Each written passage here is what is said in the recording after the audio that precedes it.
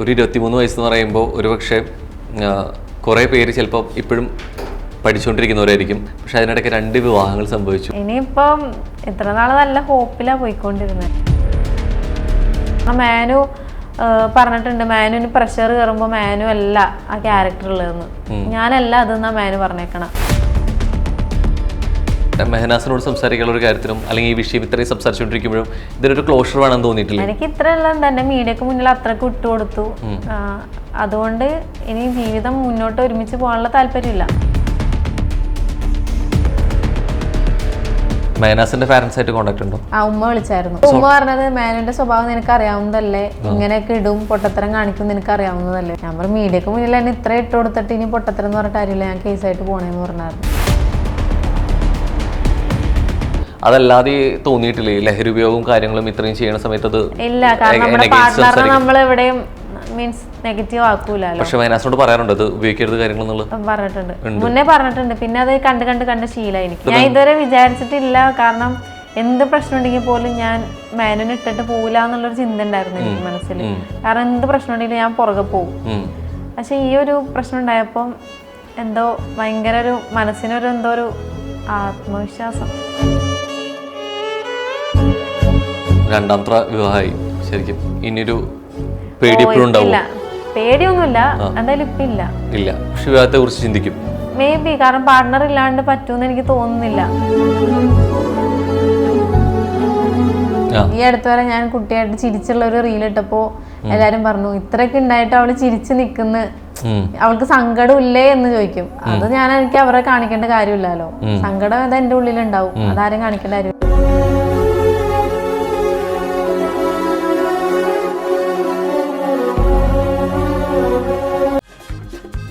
ഇഞ്ചി my meal partner. സഫയ്ക്ക് തോന്നുന്നുണ്ടോ റിഫയുടെ വിഷയം സഫയിലൂടെ കുറച്ചുകൂടി റിവീൽ ആവുമെന്ന് തോന്നുന്നുണ്ടോ? കാരണം റിഫ സൂസൈഡ് ചെയ്യാനുള്ള ഒരു ചാൻസ് ഉണ്ടെന്ന് എനിക്ക് തോന്നുന്നില്ല. കാരണം അത്ര ഇഷ്യൂ മൂന്നാറിൽ നടന്നിട്ട് ചെയ്യാത്തൊരു വ്യക്തി ഒരിക്കലും ചെയ്യാനുള്ള ചാൻസ് ഇല്ല. അത്രയും സന്തോഷത്തോടു കൂടിയാണ് അവൾ ആ ഫുഡൊക്കെ കഴിച്ചിട്ട് വരുന്നത്. സഫയ്ക്ക് എന്താ തോന്നുന്നത് ആ വിഷയത്തില്? എന്തായിരിക്കും ഇങ്ങനെ തോന്നാൻ എന്നിലൂടെ ആയിരിക്കും ഇത് പുറത്തു വരാന്ന് സ്വയം തോന്നാനൊരു കാരണം ഉണ്ടാവുമല്ലോ. എനിക്ക് ഉണ്ടായ അനുഭവങ്ങളായിരിക്കുമല്ലോ അവൾക്ക് ഉണ്ടായിട്ടുണ്ടാവുക. കാരണം മാനു പറഞ്ഞിട്ടുണ്ട്, മാനുവിന് പ്രഷർ കയറുമ്പോൾ മാനു അല്ല ആ ക്യാരക്ടറുള്ളതെന്ന്. ഞാനല്ല അതെന്നാ മാനു പറഞ്ഞേക്കണം. അപ്പൊ ആ ഒരു ദേഷ്യത്തിൽ എന്താ സംഭവിച്ചത് എന്ത് നമുക്കറിയില്ല, അത് മാനുവിന് മാത്രമേ അറിയുള്ളൂ. മാനു ഒരു ഇന്റർവ്യൂ എവിടെയെങ്കിലും കൊടുത്തെങ്കിൽ അത്രയും ബെറ്റർ, അങ്ങനെ വിചാരിക്കണം. ഇത് അവിടെ ഒരു സൈഡില് വീഡിയോസുകൾ ചെയ്തുകൊണ്ടിരിക്കുന്നു, ഇപ്പുറത്തെ ഒരു സൈഡിൽ വീഡിയോസ് ഇല്ല, ഇന്റർവ്യൂസ് കൊടുത്തുകൊണ്ടിരിക്കുന്നു. രണ്ട് തലങ്ങളിലാണ് പോയിക്കൊണ്ടിരിക്കുന്നത് എന്നുള്ള സംഭവം. അതിപ്പോ ഞാൻ ഇന്റർവ്യൂ കൊടുക്കുമ്പോ അവർക്ക് ഒരു കോണ്ടന്റ് ആയി അത് കൊടുത്തിടാലോ. ഈ വിഷയം വന്നപ്പോൾ എടുത്ത് പറയണമെന്ന് തോന്നിയെന്ന് പറഞ്ഞു. അതല്ലാതെ തോന്നിയിട്ടില്ലേ ലഹരി ഉപയോഗവും കാര്യങ്ങളും ഇത്രയും ചെയ്യണ സമയത്ത്? അത് ഇല്ല, കാരണം നമ്മുടെ പാർട്ട്ണറിനെ നമ്മൾ എവിടെയും മീൻസ് നെഗറ്റീവ് ആക്കൂലല്ലോ. പക്ഷെ മെഹനാസിനോട് പറയാറുണ്ട് അത് ഉപയോഗിക്കരുത് കാര്യങ്ങളെന്നുള്ളത്? പറഞ്ഞിട്ടുണ്ട്, മുന്നേ പറഞ്ഞിട്ടുണ്ട്. പിന്നെ അത് കണ്ട് ശീലമായി എനിക്ക്. ഞാൻ കണ്ടാ പോലും ഞാൻ ഒന്നും പറയൂല. പിന്നെ ഇപ്പൊ പറയാൻ കാരണം ഈ വിഷയം ഉണ്ടായപ്പോൾ ഒരു മറുപടി ഈ വിഷയം ഉണ്ടായപ്പോഴാണ് എന്നിലൂടെ സത്യങ്ങൾ വരുന്നത് വരട്ടെ എന്നുള്ള രീതിക്കാണ് ഞാൻ പറഞ്ഞിട്ടുള്ളത്. ആൻഡ് ഒരുപക്ഷെ ആദ്യം മെഹനാസ് റിഫ വിഷയത്തിൽ മനസ്സിൽ പറഞ്ഞപ്പോൾ ഒരു കാര്യമായിരുന്നു പ്രായപൂർത്തിയായിട്ടില്ല എന്നുള്ള സംഭവം. ശരിക്കും സഫയുടെ വിഷയത്തിൽ വന്നപ്പോഴും ഇതേ കാര്യം തന്നെ പറഞ്ഞിട്ടായിരുന്നു. കുറെ ചോദ്യങ്ങൾ അങ്ങനെ ഫേസ് ചെയ്യേണ്ടി വരുമെന്ന് തോന്നുന്നു. ആണോ? ഏജ് ആയിട്ടില്ല എന്നുള്ള സാധനം ഒരുപാട് പേര് പറഞ്ഞു. കാണുമ്പോ പ്രായം തോന്നിക്കണില്ലല്ലോ. സൗന്ദര്യശാപായിട്ടാണ് ഉദ്ദേശിച്ചത്? അല്ല, അങ്ങനെയാണല്ലോ. അപ്പൊ ഇപ്പോഴും പറയും അങ്ങനെ. ഏജ് ഫസ്റ്റ് ഡിവോഴ്സ് ആണ് എന്നിട്ടെന്നുള്ള രീതിയിലേക്ക് പോലും പ്രായം കുറവുപോലെ പറയും എല്ലാരും. അങ്ങനെ പ്രൂവ് ചെയ്യേണ്ടി വന്നിട്ടുണ്ടോ ഏജ്? ഇല്ല, അന്ന് ഞാൻ വീഡിയോ ചെയ്ത് പറഞ്ഞായിരുന്നു എനിക്ക് ഇത്ര ഏജ് ആയിന്ന് പറഞ്ഞു. അല്ലാതെ അത് ശരിക്കും അങ്ങനെ റിഫയായിട്ടുള്ള വിഷയത്തിൽ അങ്ങനെ നിൽക്കുന്നതുകൊണ്ടാണോ ശരിക്കും പ്രായത്തിന്റെ കേസ് ചോദിക്കുന്നത്? എത്ര ശരിക്കും ഏജ്? എനിക്ക് ഇപ്പൊ 23 നിന്ന് ഒരു 23 വയസ്സെന്ന് പറയുമ്പോൾ ഒരുപക്ഷെ കുറേ പേര് ചിലപ്പോൾ ഇപ്പോഴും പഠിച്ചുകൊണ്ടിരിക്കുന്നവരായിരിക്കും, ഹയർ സ്റ്റഡീസിന് പോയിക്കൊണ്ടിരിക്കുന്നവരായിരിക്കും, കല്യാണത്തിനെ കുറിച്ച് ആലോചിക്കാനും പോലും ചിലപ്പോൾ ചിന്തിച്ചു തുടങ്ങിയിട്ടുണ്ടാവില്ല. പക്ഷെ അതിനിടയ്ക്ക് 2 വിവാഹങ്ങൾ സംഭവിച്ചു, കുട്ടിയായി, ഇത്രയും വിഷയങ്ങൾ സംഭവങ്ങൾ ഉണ്ടായിട്ടുണ്ട്. എങ്ങനെ ശരിക്കും ലൈഫ് പോയിക്കൊണ്ടിരിക്കുന്നത്? എങ്ങനെയാണ് കാണുന്നത് ലൈഫിനെ? ഇനിയിപ്പം ഇത്ര നാള് നല്ല ഹോപ്പിലാ പോയിക്കൊണ്ടിരുന്നത്. ഇനിയിപ്പം പോണ പോലെ പോട്ടെ എന്നുള്ള രീതിക്ക്. ഇതുവരെ ഒരു ഹോപ്പ് ഉണ്ടായിരുന്നു ലൈഫിനോട്? ഓക്കെ, ഞാൻ ഇതുവരെ വിചാരിച്ചിട്ടില്ല, കാരണം എന്ത് പ്രശ്നം ഉണ്ടെങ്കിൽ പോലും ഞാൻ മാനുവിനെ ഇട്ടിട്ട് പോകില്ല എന്നുള്ളൊരു ചിന്ത ഉണ്ടായിരുന്നു എനിക്ക് മനസ്സിൽ. കാരണം എന്ത് പ്രശ്നം ഉണ്ടെങ്കിലും ഞാൻ പുറകെ പോകും. പക്ഷെ ഈ ഒരു പ്രശ്നം ഉണ്ടായപ്പോൾ എന്തോ ഭയങ്കര ഒരു മനസ്സിനൊരു എന്തോ ഒരു ആത്മവിശ്വാസം. ആത്മവിശ്വാസം ഇപ്പൊ വന്നു. വേറെ ഞാൻ വിചാരിച്ചിട്ടില്ല, ഇതുവരെ ഞാൻ കരഞ്ഞേയില്ല. ഈ ഒരു പ്രശ്നം നടന്നിട്ട് മാനൊരു ലൈഫ് എന്ന് പറഞ്ഞാൽ ഞാൻ ഇതുവരെ കരഞ്ഞിട്ടില്ല. ഇനി ഇവിടുന്ന് അങ്ങോട്ട് നിന്നുള്ള രീതിയിലേക്ക് ചോദ്യങ്ങൾ വന്നിട്ടുണ്ട്. നിനക്ക് ഇത്രയും വിഷയങ്ങളിലായിട്ട് നിനക്ക് എന്താ വിഷമില്ലാത്ത? ഇപ്പൊ ഈ ഇന്റർവ്യൂവിൽ ഇരിക്കുന്നവരെ ഭയങ്കര കൂളായിട്ടാണ്. അപ്പൊ എപ്പോഴും പോലും റിയാക്ഷനിൽ വിഷമങ്ങൾ കാണുന്നില്ല. അപ്പൊ അതങ്ങനെ തന്നെ നിനക്ക് എന്താ പ്രശ്നമൊന്നും ഇല്ലാത്തയും ചോദിച്ചു. കുറെ പേര് മെസ്സേജ് അയച്ചു, നീ ഇപ്പൊ വിഷമം നല്ലോണം അനുഭവിക്കണ്ടാവൂലേ, ഡിപ്രഷൻ ആയിരിക്കില്ലേ? ഞാൻ ഇപ്പൊ അങ്ങനെ മെസ്സേജ് അയക്കുന്നവർക്ക് ഞാൻ പറഞ്ഞു, ഇല്ല ഞാൻ ഓക്കെയാണ്, വിഷമിക്കാനുള്ള കാരണമില്ല. എനിക്ക് എന്തെങ്കിലും വിഷമം വരുമ്പോ പോലെ ഞാൻ വേഗം ചിന്തിക്കും, ഞാൻ എന്നോട് ചെയ്ത കാര്യങ്ങൾ എങ്ങനെ ചിന്തിക്കും, മനസ്സിൽ റിമൈൻഡ് ചെയ്യും. അപ്പൊ ഒരു ദേഷ്യം വരും. നോർമലി അതാണ് കൂടുതൽ വരുന്നത്. ശരിക്കും ഒറ്റയ്ക്ക് ഇവിടെ ജീവിക്കാൻ തന്നെ പാടാണ്. ഒറ്റയ്ക്ക് ജോലി ഇല്ലാതെ ജീവിക്കാൻ പാടിയാണ്, ഒറ്റയ്ക്ക് ജോലി ഉണ്ടായിട്ട് വരുമാനം ഉണ്ടായിട്ട് ജീവിക്കാൻ പാടാണ്. അപ്പോഴാണ് ഒരു കുഞ്ഞും കൂടി ഉണ്ടാകുമ്പോ ചിന്തിച്ചിട്ടുണ്ടോ? ബുദ്ധിമുട്ടായിരിക്കാം, പക്ഷെ എനിക്ക് പറ്റണത്ര ഞാൻ കുട്ടീനെ അത്രയും നല്ലോണം നോക്കും. ഓക്കെ. അല്ല, ഞാൻ ഒരു കാര്യം പറയാം, കുട്ടീനെ കാണണം എന്ന് ഇത്രയും പറയുന്ന ഒരാള് ഈ 2-3 ആഴ്ചയായിട്ട് കുട്ടിക്ക് ഇന്നത് ഉണ്ടോ, കുട്ടിക്ക് അത് വേണോ എന്തെങ്കിലും ചോദിച്ചിട്ടില്ല. എനിക്കറിയില്ല. എനിക്ക് വേണമെങ്കിൽ ഞങ്ങളന്ന് ഇഷ്യൂ ഉണ്ടായ സമയത്ത് ഞാൻ എൻ്റെ അടുത്തൊരു ഫ്രണ്ട് ഉണ്ട്, ആ കൂട്ടുകാരത്തിൽ വീട്ടിൽ പോയി വരുന്ന സമയത്ത് മാന് ഫ്ലാറ്റിലില്ല, ബാഗില്ല, ബെഡില്ല, ഇതൊന്നുമില്ല. ആ ഒരു സമയത്ത് എനിക്ക് സ്റ്റോറി എടുത്തിട്ടൂടെ, അത് ആ മാൻ ഒളിച്ചോടിപ്പോയി, മാനോട് ബാഗ് കാണുന്നില്ല, മാനോട് ബെഡ് കാണുന്നില്ല, എനിക്ക് വേണമെങ്കിൽ ഇടാൻ പാടില്ലായിരുന്നു. ഇത് ഈ ഒളിച്ചോടിയെന്ന് പറഞ്ഞിട്ട് വീഡിയോ എടുത്തത് ആ പിള്ളേരെ ഓൾറെഡി ഒരു വീഡിയോ കൊടുത്തു. അത് ശരിക്കും എന്താ സംഭവം? അവിടെ ഫ്ലാറ്റിനടുത്ത് ഞാൻ ഫ്ലാറ്റിലേക്ക് വരുന്ന സമയത്ത്, ഞാൻ തിരൂരിൽ നിന്ന് വരുന്ന സമയത്ത് ഡോറ് ആ കുറ്റി ഞാൻ എന്റെ വ്ളോഗിൽ ഇട്ടിട്ടുണ്ട്. സത്യം പറഞ്ഞ അതിനകത്ത് കുറ്റി വളഞ്ഞിരിക്കുന്നുണ്ട്, അപ്പൊ തുറക്കാൻ പറ്റുന്നില്ല, നല്ല ടൈറ്റ് ആയിട്ട്. അപ്പൊ ഞാൻ ചവിട്ടി നോക്കിയിട്ട് വരെ ടൈറ്റ് ആയിട്ടുണ്ടായത്. എനിക്ക് നല്ല ടെൻഷനായി, കുട്ടിയും ഉള്ളതല്ലേ. ഞാൻ വേഗം പോലീസ് സ്റ്റേഷനിൽ പോയിട്ട് ഞാൻ പറഞ്ഞു, വീട്ടിൽ ആരോ ഉണ്ടെന്നാ തോന്നണെന്ന് പറഞ്ഞിട്ട് സ്റ്റേഷനിൽ നിന്ന് ആൾക്കാർ വന്ന്, പോലീസുകാർ നല്ലോണം ചവിട്ടിയിട്ട് പോലും തുറക്കാൻ പറ്റിയില്ല, അത്രക്കും ടൈറ്റ് ആയിരുന്നു. കാരണം ലോക്ക് വളഞ്ഞിരുന്നോണ്ട് അങ്ങനെ തുറന്ന് കയറി.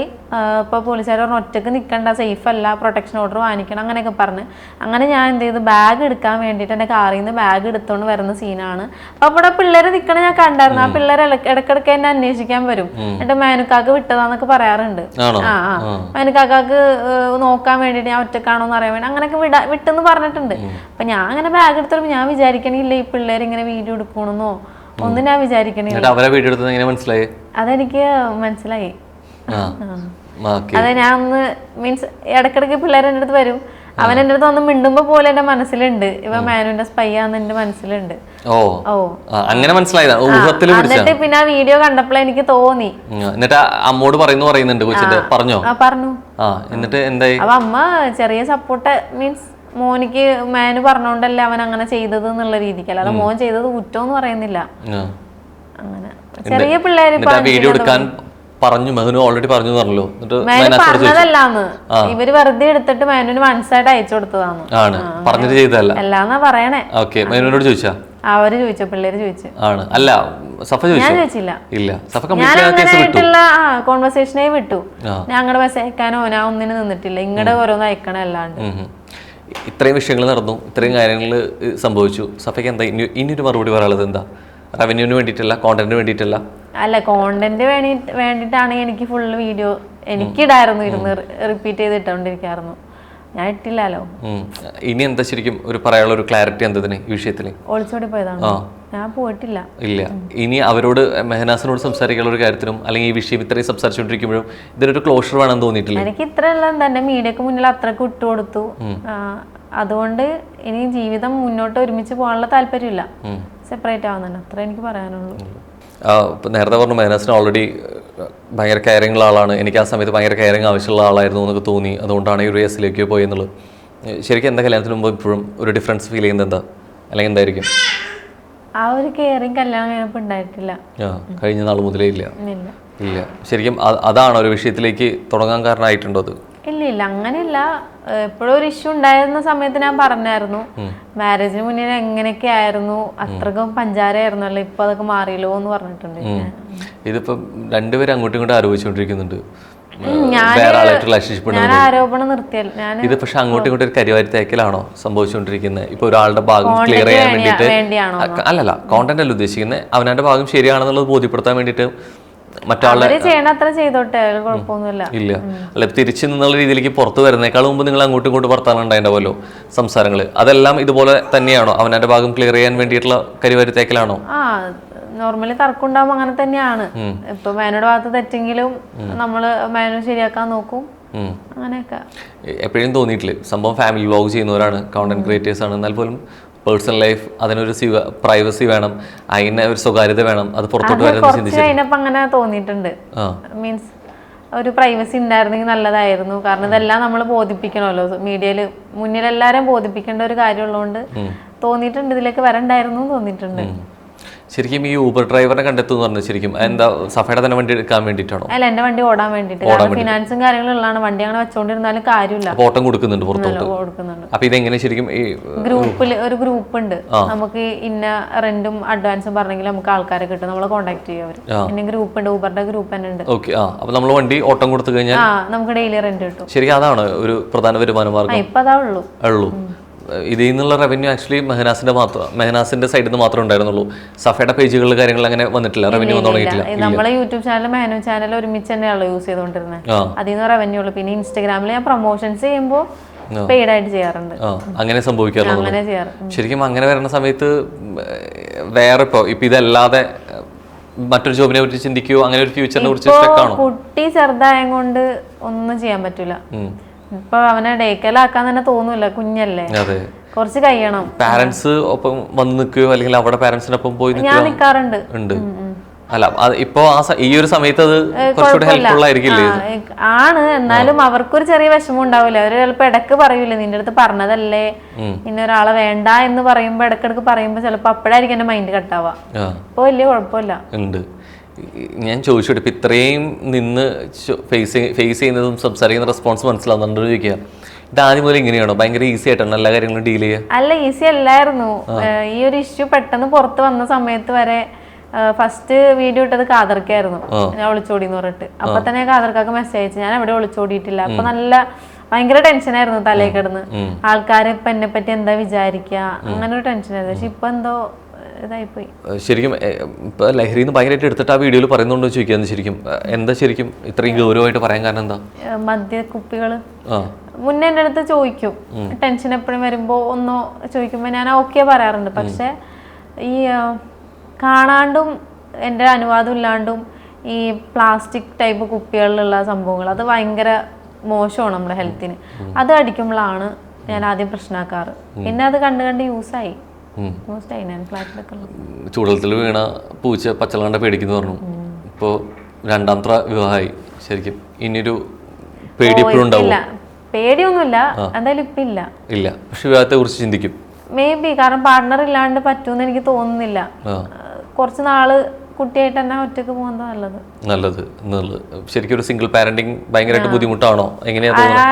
ഇതുവരെ കുഴപ്പമില്ല. കാരണം മേനിപ്പ് ഉള്ളതും ഇല്ലാത്തതൊക്കെ എനിക്ക് ഒരുപോലെയാണ്. ഞാൻ കുട്ടീനായിട്ട് ഒറ്റക്ക് തന്നെ എല്ലായിടത്തും പോകാറും.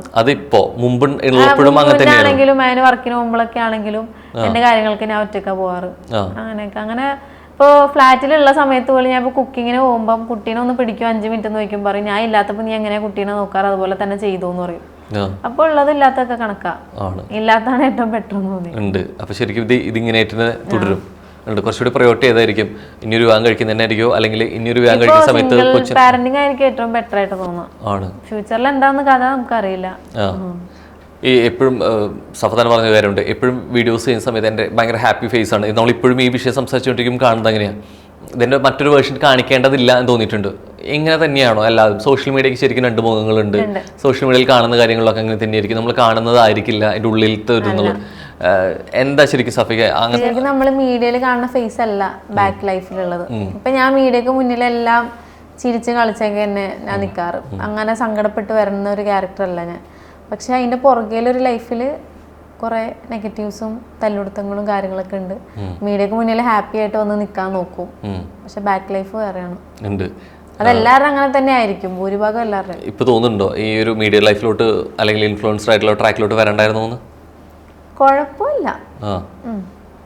പ്രശ്നമില്ല, പക്ഷെ എന്നാ പ്രശ്നങ്ങളുണ്ട് ഉണ്ട്, ഒഴിവാക്കാനും പറ്റില്ല എന്നുള്ളത് ഉണ്ട്. ഇഷ്ടമുള്ളൊരു ഫീൽഡാണ് എനിക്ക്. എന്താ പഠിച്ചൊക്കെ എന്താ ശരിക്കും? ഡിഗ്രി ചെയ്തു, പിന്നെ ഫാഷൻ ഡിസൈനിങ് പഠിച്ചു. ആണ്, കുറച്ചുകൂടി മോഡലിംഗ് ഇതായിരുന്നു, മോഡൽ ചെയ്യാൻ ഇഷ്ടമാണ്. ആണ്, പക്ഷെ ആ പ്രൊഫഷനിലോട്ട് നീങ്ങിയിട്ടില്ല, പോയില്ല. അപ്പോഴാണ് പെട്ടെന്ന് വിവാഹം. ഭയങ്കര ഏർലി മാരേജ് ആയിരുന്നു. എത്ര വയസ്സിലായിരുന്നു? 18 വയസ്സിൽ. 18 വയസ്സിലായിരുന്നു. അതെ, അത് പെട്ടെന്ന് ഒരു ആലോചനയായിരുന്നു. അപ്പൊ വീട്ടില് വലിയ ഇതൊന്നും സമ്മതം ഉണ്ടായില്ലെങ്കിലും അവർക്ക് എന്നെ ഇഷ്ടപ്പെട്ടു, അങ്ങനത്തെ ഒരു രീതിയായിരുന്നു. പക്ഷെ അത്ര ആ പ്രായത്തിലേക്ക് ഇല്ല, ഞാൻ ചിന്തിക്കല്ല. ഞാൻ ആ സമയത്ത് ഫുള്ളി സിനിമ കണ്ട മൂഡ്, മീൻസ് ട്രിപ്പ് പോലെ സിനിമാറ്റിക്കിലാണ് വിവാഹം കണ്ടുവച്ചിട്ടുണ്ടായിരുന്നത്. ഓക്കെ, എന്നിട്ട് റിയൽ വേഴ്സസ് റിയാലിറ്റി വന്നപ്പോ എന്ത് ഫീൽ ചെയ്തു? റിയാലിറ്റി റിയൽ ലൈഫ് അതല്ല ശരിക്കുള്ള റിയൽ ലൈഫ് എന്ന് മനസ്സിലായി. ഉണ്ട്, അടുക്കളയിലും അങ്ങനെയായിരുന്നു. ഐ മീൻ പഠിക്കാൻ പോവുക കാര്യങ്ങൾ അങ്ങനെ വിടില്ല. ഓർത്തഡോക്സ് ആയിരുന്നു കുറച്ചുകൂടെ. ഉണ്ട്, പക്ഷെ പഠിക്കണം അപ്പൊ ആഗ്രഹം ഉണ്ടായിരുന്നു. എക്സാമിന് പോയാൽ പോലും അങ്ങനെ വിടൊന്നുമില്ല. ഫുൾ കിച്ചൺ, പുറത്തേക്ക് ഇറങ്ങണമെങ്കിൽ ചോദിക്കണം. അപ്പൊ കോഴ്സ് കംപ്ലീറ്റ് ചെയ്ത് ഡിവോഴ്സ് ആയതിനു ശേഷം? ഇല്ല, അത് ഓൾറെഡി എക്സാം മാത്രം ഞാൻ ഡിസ്റ്റന്റ് ആയിട്ട് ചെയ്തു. അത് കഴിഞ്ഞിട്ടാണ് പിന്നെ ഡിവോഴ്സിന് ശേഷം ആണ് ഫാഷൻ ഡിസൈനിങ് കയറിയത്. ശരിക്കും ഈ ഏജിൽ ഇത്ര എക്സ്പീരിയൻസ് ഉണ്ടായി ചോദിക്കുക, ഏർലി മാരേജ് ചെയ്യുന്ന അല്ലെങ്കിൽ 18 വയസ്സിലും 19 വയസ്സിലും വിവാഹം കഴിക്കുന്ന പെൺകുട്ടികളുടെ ഒരു സാഹചര്യത്തെ കുറിച്ച് എന്താ പറയാനുള്ള സഫയ്ക്ക്? എല്ലാവരുടെ ലൈഫ് ഒരുപോലല്ല. ഇപ്പൊ 18 വയസ്സിൽ കല്യാണം ഒരു ഡിസിഷൻ എടുക്കാൻ പറ്റുമോ ആ സമയത്ത്? നല്ല രീതിക്ക് പോകുന്നവരുണ്ട്, അറേഞ്ച് മാരേജ് ചെയ്യുന്നവർ നല്ല രീതിക്ക് പോകും, ലവ് മാരേജ് ചെയ്യുന്നവർ നല്ല രീതിക്ക് പോകും. എല്ലാം ഒരുപോലെ ഇരിക്കണം എന്നില്ല, പല പല ലൈഫായിരിക്കും. അത്യാവശ്യം ഒരു എഡ്യൂക്കേഷൻ പരിപാടികൾ കഴിഞ്ഞിട്ട് വിദ്യാഭ്യാസം കഴിഞ്ഞ് വർക്ക് ചെയ്ത് തുടങ്ങി കഴിഞ്ഞിട്ട് എന്നല്ല തോന്നുന്നത്. ഇപ്പൊ തോന്നുന്നുണ്ടോ ഞാൻ അത് എന്റേതായിട്ടുള്ള ഒരു ജോബ് കാര്യം ഉണ്ടായാലും കുറച്ചുകൂടെ നല്ലതായിരുന്നു എന്ന് ഫീൽ ചെയ്യുന്നുണ്ട്? ഉണ്ട്. ശരിക്കും ഇനിയൊരു സ്ഥാനത്തെ കുറിച്ച് ചിന്തിക്കുമ്പോൾ ആദ്യം എന്ത് ചിന്തിക്കുക? വിവാഹമായിരിക്കോ അല്ലെങ്കിൽ സ്വന്തമായിട്ട് ജോലി ആയിരിക്കും ചിന്തിക്കുക? കുട്ടിയൊന്നും ആയിട്ട് സ്കൂളിലൊക്കെ പോകുമ്പോൾ ഞാനും വർക്കിനൊക്കെ പോയിട്ട് ഒന്ന് സെറ്റായിട്ട് വേണമെങ്കിൽ നോക്കും, അല്ലെങ്കിൽ ഇല്ല എന്നുള്ളത്.